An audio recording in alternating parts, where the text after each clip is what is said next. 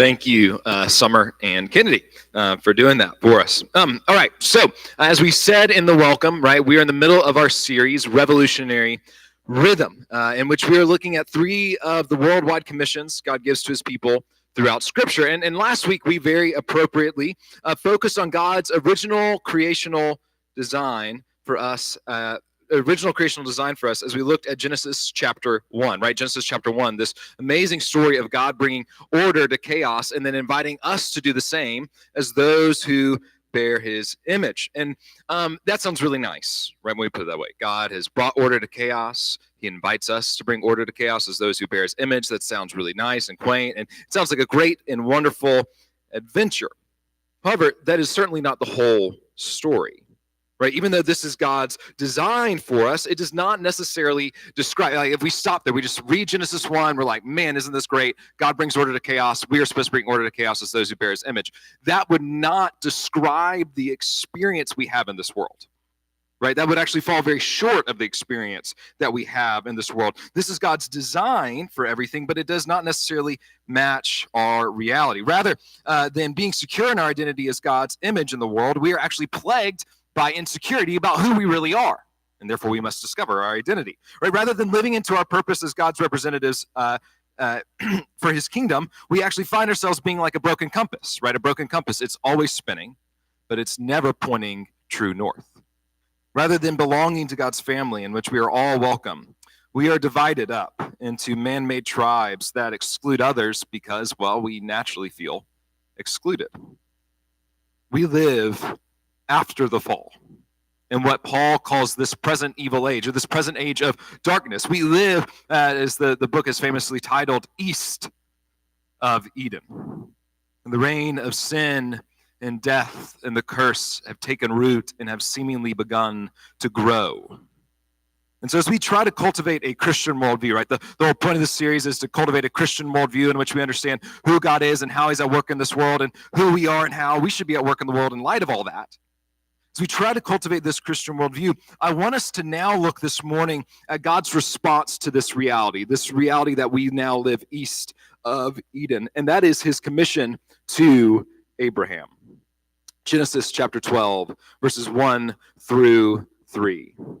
The Lord said to Abram, "Go from your country, your people, and your father's household to the land I will show you. I will make you into a great nation, and I will bless you. I will make your name great, and you will be a blessing. I will bless those who bless you, and whoever curses you, I will curse. And all peoples on earth will be blessed through you."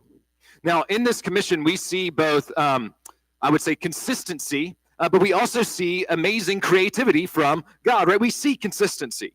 So humanity goes awry, right? You have the fall in Genesis chapter 3, which we'll unpack in a second. But you have the fall in Genesis chapter 3, and the chaos that God brought to order in creation has now been unleashed back into creation by our sin. And so what does God do? What does God do? What is God's response to chaos being reintroduced? Anyone?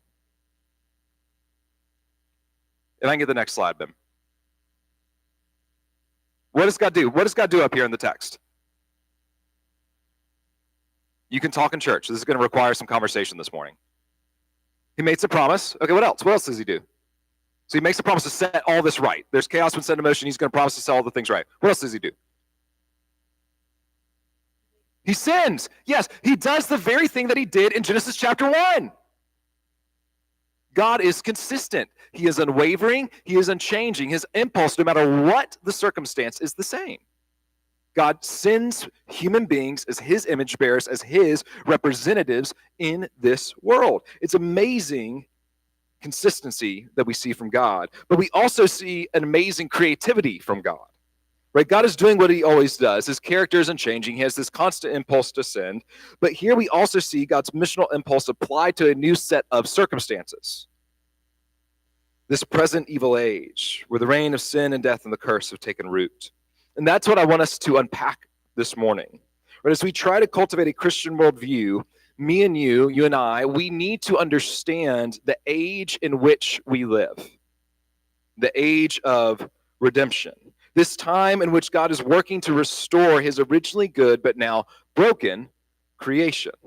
And so I want us to reflect on four ways that Genesis 12 helps us make sense out of our age and this age and our place in it. Okay, and it's going to be four things that redemption does. Redemption, first and foremost, recognizes tension. Secondly, redemption seeks restoration. Thirdly, we're going to look at how redemption demands multiplication. And then finally, we'll look at how redemption very beautifully is God's and God's alone. So let's start with this. Redemption recognizes tension, right? So redemption recognizes tension. This is the first kind of cornerstone. This is the kind of the first piece in the puzzle as we try to kind of cultivate this worldview that makes sense out of the reality that even though Genesis 1 is what God intended for the world, it is not our experience in this world, all right? So redemption recognizes tension. So Abraham's call is an extraordinarily hopeful passage, right? So when you look at Genesis chapter 12, verse 3, and it says, all peoples on earth will be blessed through you. That is extraordinarily hopeful, right? It stands in sharp contrast to the story that comes before it. So, right, Adam and Eve embark upon their independence from God in Genesis chapter 3, right? So there are two trees in the middle of the garden. There's the tree of life, which is the embodiment of dependence upon God, okay? We do not exist outside the presence of God, and it is only by God's good gift that we have life. And his good gift in the Garden of Eden that provides us life is the tree of. And then there's the tree of the knowledge of good and, that was just for fun, the tree of knowledge of good and evil, right? So the tree of life is the embodiment of dependence upon God. As we take from it, we're admitting to ourselves that we need God to exist. On the other hand, the tree of knowledge of good and evil, think about what the serpent says to Eve in Genesis chapter 3. He says, you will be like God. And if you are like God, who do you not need? 1, 2, 3. You do not need God because I am like him. We were supposed to relate to creation vertically. You would first look up to God. God would tell you what is right and what is wrong, what is good, what is bad, what is evil, and what is right. And then once God declared what is good and what is bad, you would then relate horizontally to the world. We are utterly dependent upon God in that paradigm, right? The tree of knowledge of good and evil says, I no longer need God as an intermediary for how I interact with the world around me. It is my embarking of independence. It is our declaration of independence from God. And in that choice, it leads to what we see in Genesis chapter 4, which is what? Cain and what does Cain do to Abel? He kills him. And there's really important language there in Genesis chapter 4, verse 7. It says God speaking to Cain after God does not accept his sacrifice. And he says to Cain, sin is crouching at your door, and it desires to have you. It desires to rule over you. It desires to have dominion over you. But you must have dominion over it. And so what we see when Cain, almost just out of sheer rage, kills his brother Abel, is the dehumanization of those who are made in God's image. It is the undoing of our image bearerness, okay? Right? God is the God of life. He speaks life and breathes life into existence. And what does Cain do? He takes the life that God made. It is a decreational event. We are supposed to have dominion over all things. That's what was read over us by Summer. We're supposed to have dominion over all things, but now sin has dominion over us. It is crouching at our door, and it desires to have us. And what does that lead to? Our independence from God leads to death and destruction and decay. And from Genesis chapter 4 to 11, what God does is he kind of lets sin run its course through humanity, all right? He kind of lets sin run its course through humanity, and it reaches two different boiling points, right? So we learn from 4, our independence from God leads to death, and then we just kind of see that kind of extrapolated out, right? You actually have the lineage of Cain, which is this, I'll teach about that later in Genesis chapter 4, but it's this awful lineage in which these horrible things happen. And we just see humanity go to this terrible place. And we read in Genesis chapter 6, verse 5, the results of this, right? The Lord saw how great wickedness of the human race had become on the earth. We have decided what is right and what is wrong. And we have introduced great wickedness, great chaos. And every inclination of the thoughts of the human heart was only evil all the time.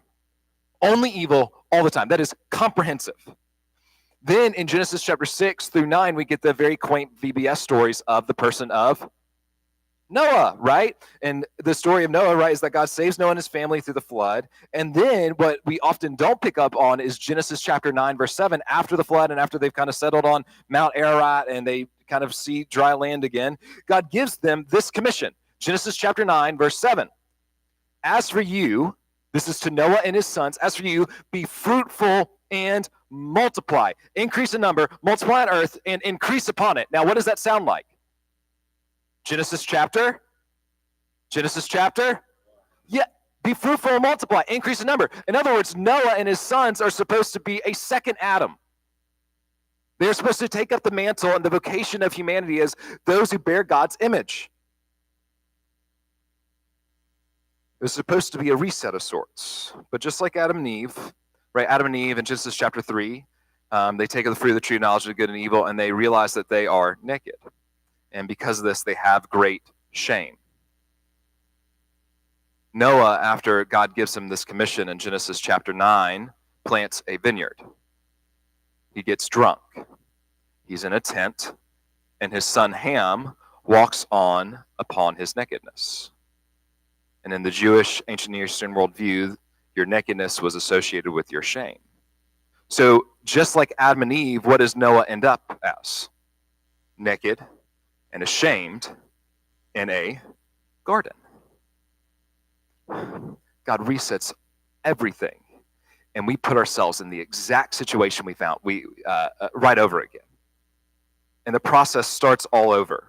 Humanity begins to spiral out until it reaches another boiling point in Genesis chapter 11, right? The Tower of Babel. This is what Kennedy just read for us. Then they said to one another, "Come, let us build ourselves a city with a tower that reaches to the heavens, so that we may make a name for ourselves," not make a name for God who created us, but make a name for ourselves. "Otherwise, we will be scattered over the face of the earth." So think about what is God's intentional original design for humanity. We are supposed to spread over the face of the earth to spread his glory. That is what it means to bear his image. We are supposed to represent him across the face of the earth. What do we see in Genesis chapter 11? The direct rebellion against that. Instead of spreading over the face of the earth to represent God, we want to gather together to build up our name. And that is the context that we get Abraham's call.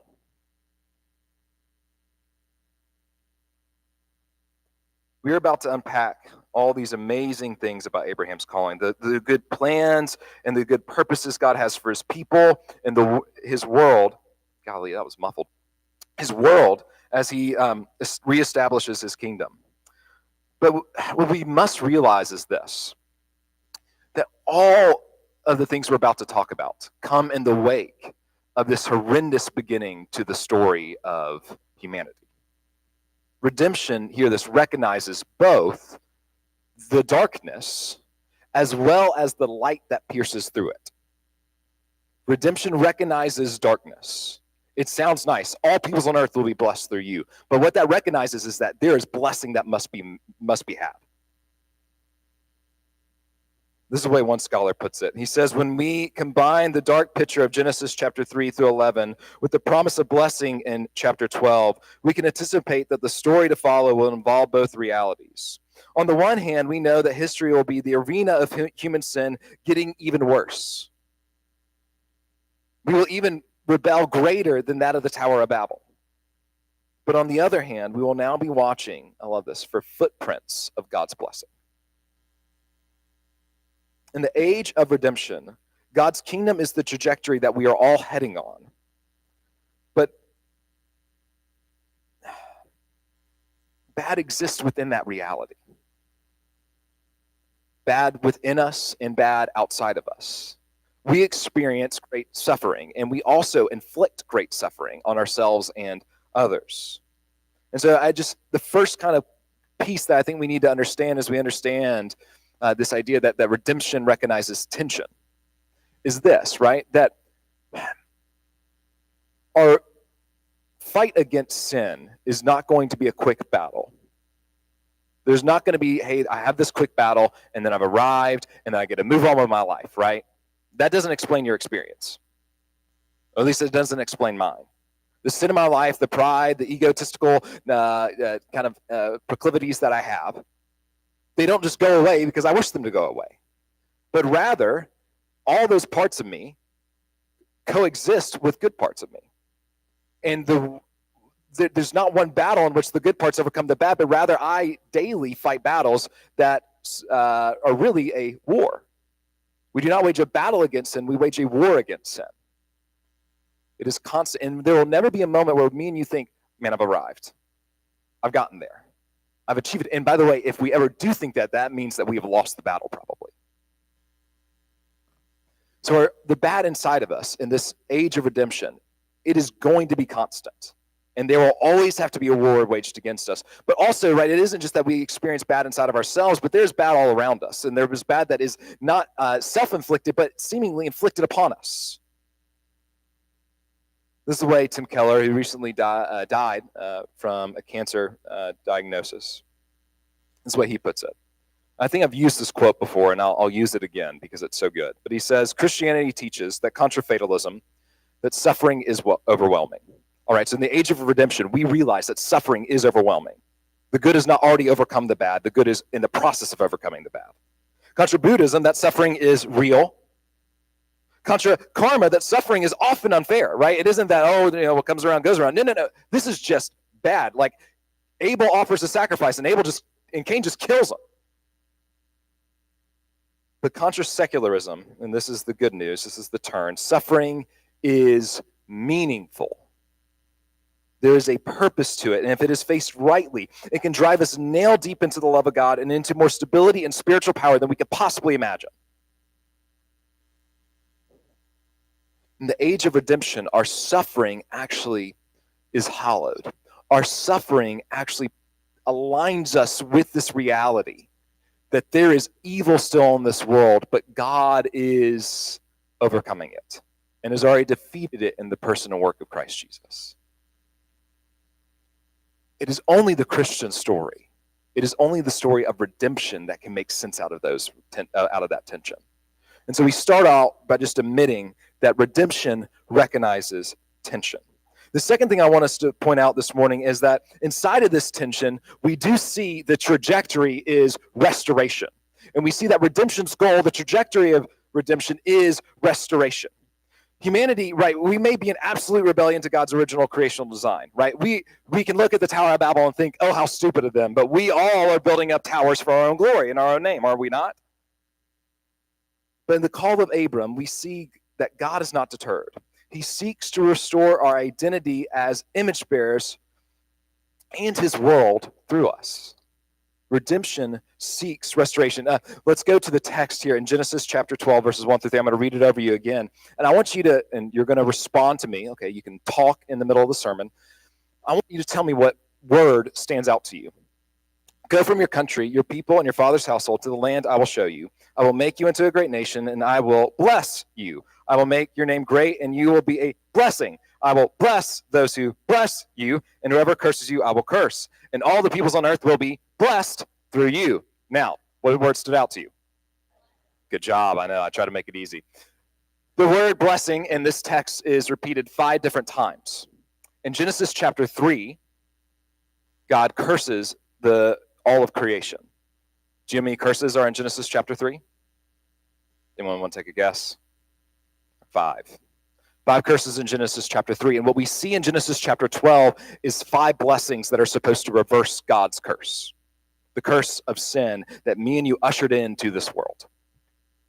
Redemption seeks restoration. What we see in this text is that God wishes to undo all the bad that we introduced. Now think about what the blessing is. So blessing is the word that stands out to you. What is that blessing? There should be a second word that stands out to you in this text, in my opinion.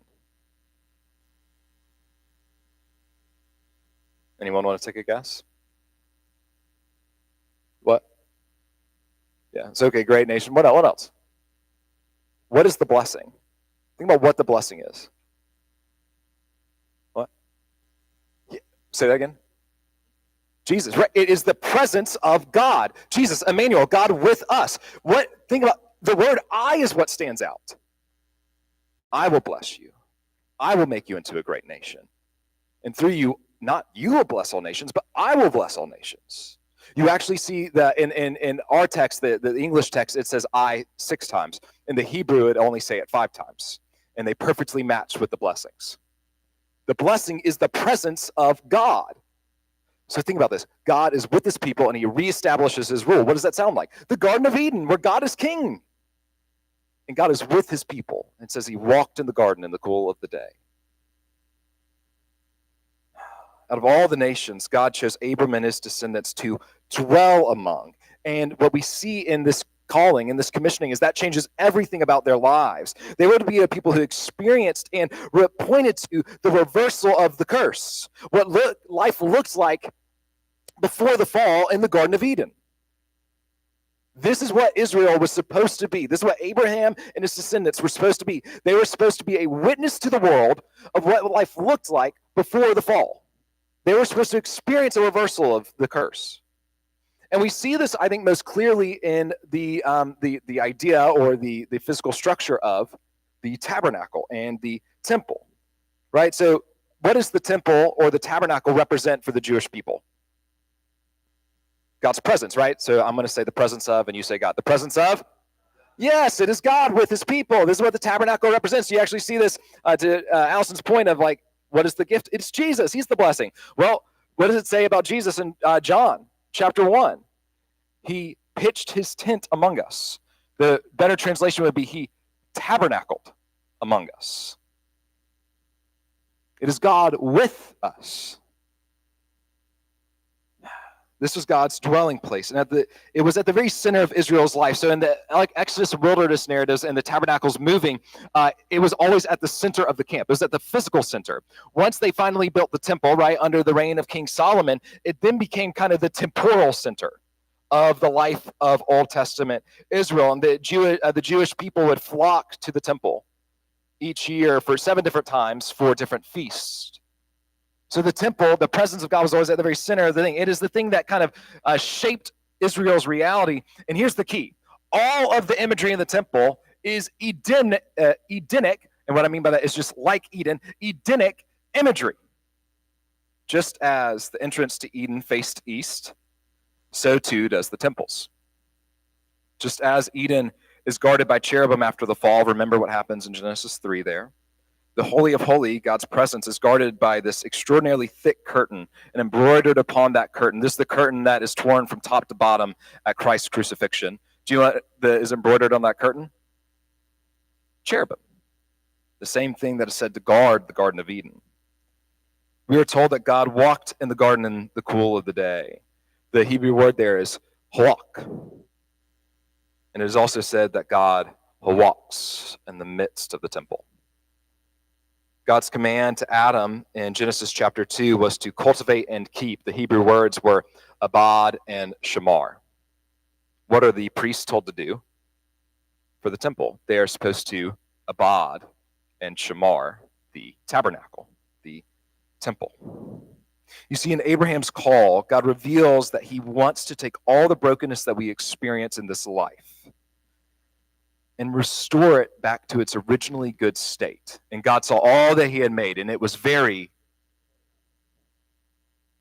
See, all the brokenness that you and I experience, our loneliness, our lack of identity and purpose and belonging, the loss of a parent or the out-of-order loss of a child, another miscarriage, that cancer diagnosis, when my pride hurts others or when others' pride hurts me, our seemingly empty prayers, family division and strife, our disappointment with ourselves, our disappointment with the church, our disappointment with the world, our frustrations with school or work, and the feelings of futility that they provoke, the injustices in our society, which are many, the natural disasters that destroy homes and upend lives, the pandemics that kill and, yes, divide, and all the confusion that accompanies all these different implications of the fall.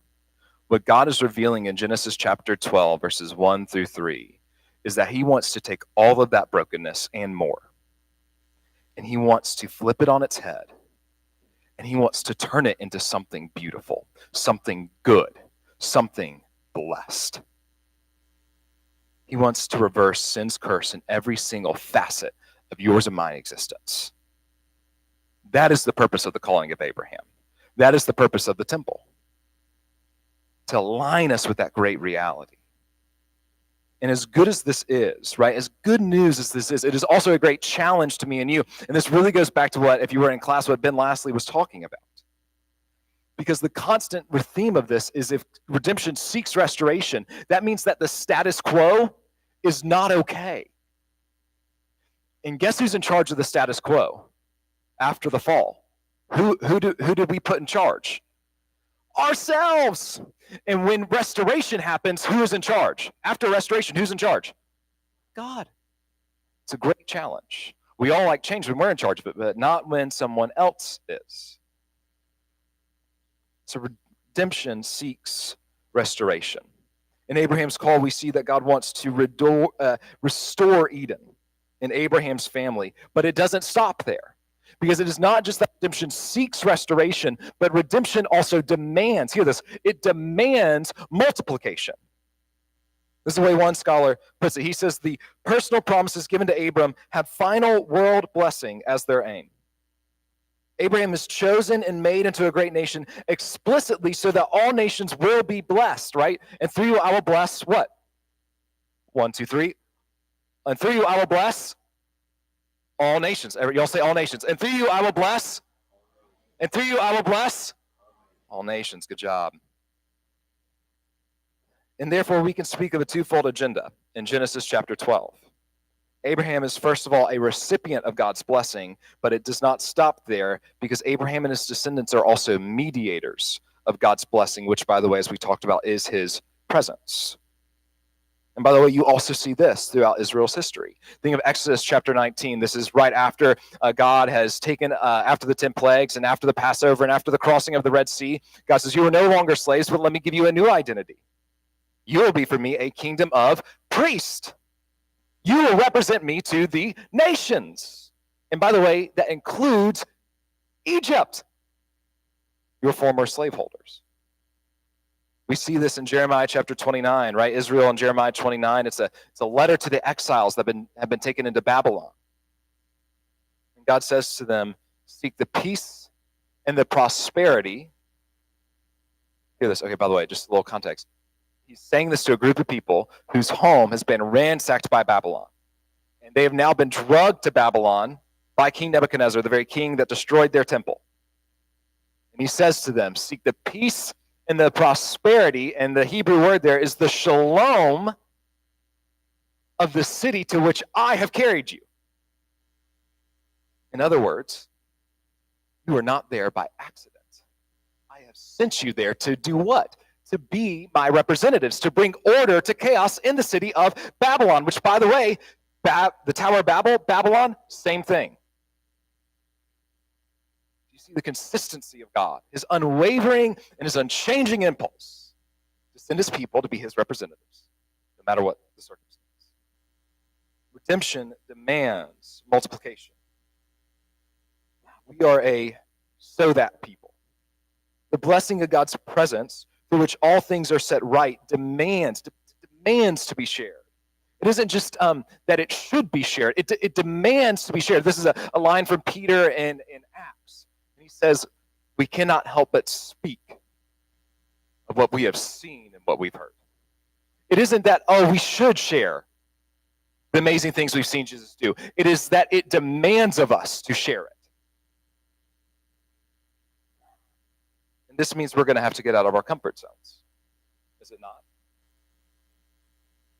We're going to talk about this a lot more next week as we look at Acts chapter 1 and the subsequent events of Pentecost in Acts chapter 2.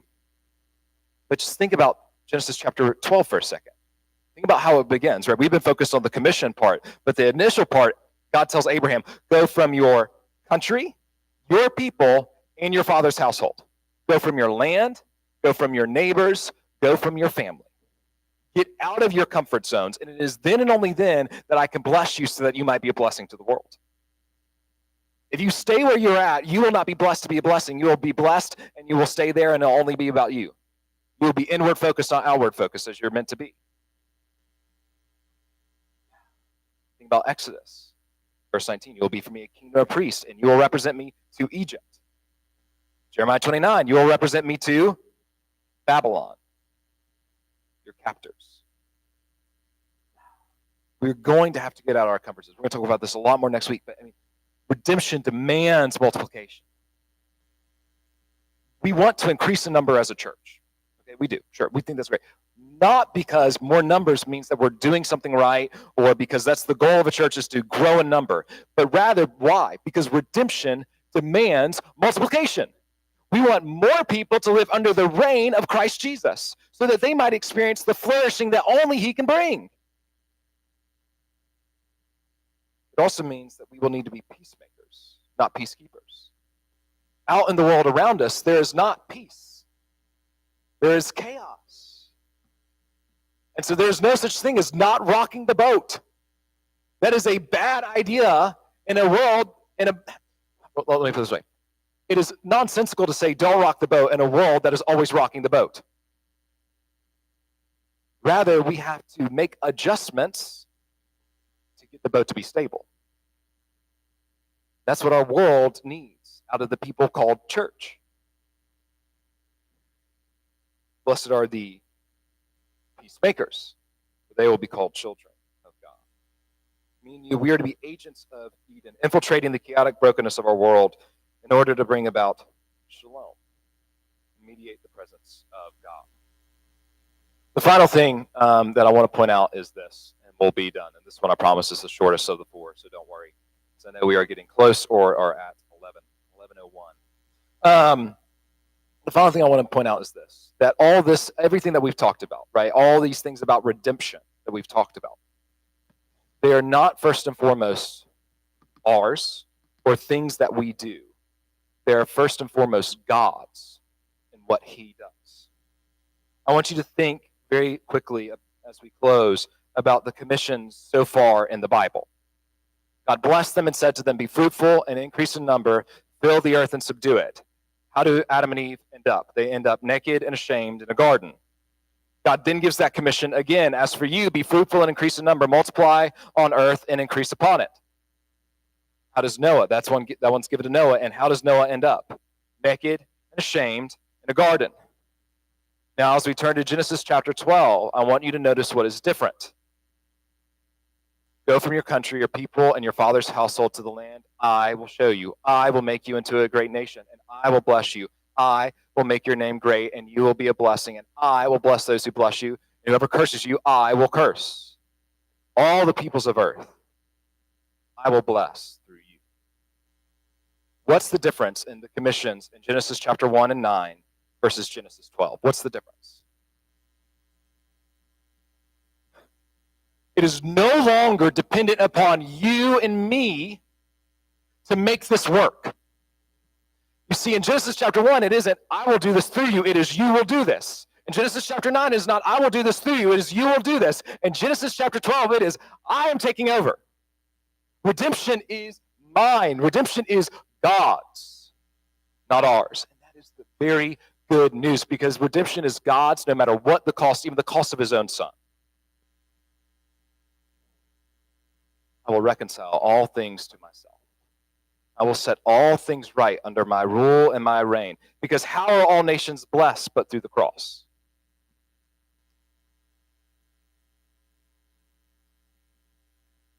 Redemption is not dependent upon you and me, but it is the invitation that is extended to us. God is invited for me and for you to participate in his great adventure of redemption in this world. It is his that he invites us in. And he says, go from your people, go from your land, and go from your family, so you might be blessed to be a blessing. And that invitation that was extended out to Abraham is extended out to you and I each and every day.